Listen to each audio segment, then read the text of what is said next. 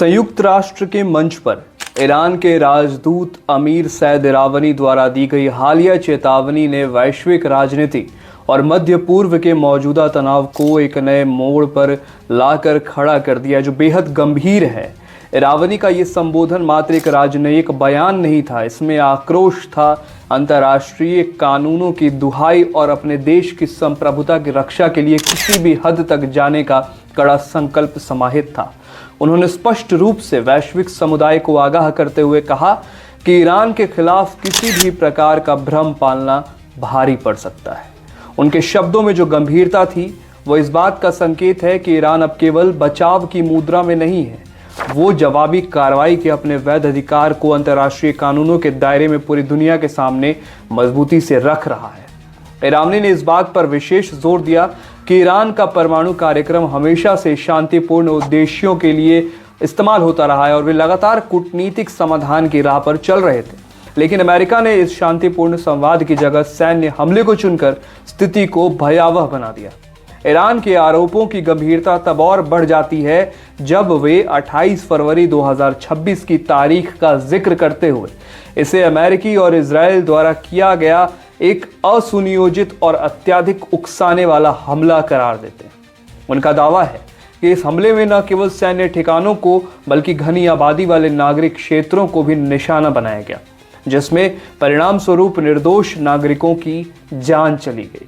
ये आरोप सीधे तौर पर मानवाधिकारों और युद्ध के अंतर्राष्ट्रीय नियमों के उल्लंघन की ओर इशारा करता है। ईरान की ओर से ये दलील दी गई है कि अमेरिका द्वारा दिया गया प्रीएम्प्टिव स्ट्राइक का तर्क पूरी तरह से आधारहीन है। इरावनी ने संयुक्त राष्ट्र चार्टर के आर्टिकल 51 का हवाला देते हुए स्पष्ट किया कि कोई भी देश बल प्रयोग तभी कर सकता है जब उस पर हमला हुआ हो और वो अपनी रक्षा करना चाहता हो। उनके अनुसार ईरान की मौजूदा सैन्य कार्रवाई इस कानूनी अधिकार के तहत है, जो न केवल कानूनी रूप से अनिवार्य है बल्कि पूरी तरह से संतुलित और संयमित है। उन्होंने वैश्विक मंच से ये भी सवाल पूछा कि यदि शक्तिशाली देश बिना किसी जवाबदेही के किसी संप्रभु राष्ट्र पर हमला करेंगे तो फिर अंतर्राष्ट्रीय कानून और संयुक्त राष्ट्र की प्रासंगिकता क्या रह जाएगी। वहीं दूसरी ओर अमेरिका और इजराइल का पक्ष इसी पूरी घटना पर एक अलग दृष्टिकोण देता है। अमेरिका के विदेश मंत्री मार्को रूबियो और हाउस स्पीकर माइक जॉनसन के बयानों से यह स्पष्ट होता है कि वॉशिंगटन इस हमले को एक अनिवार्य सुरक्षा कदम मान रहा है।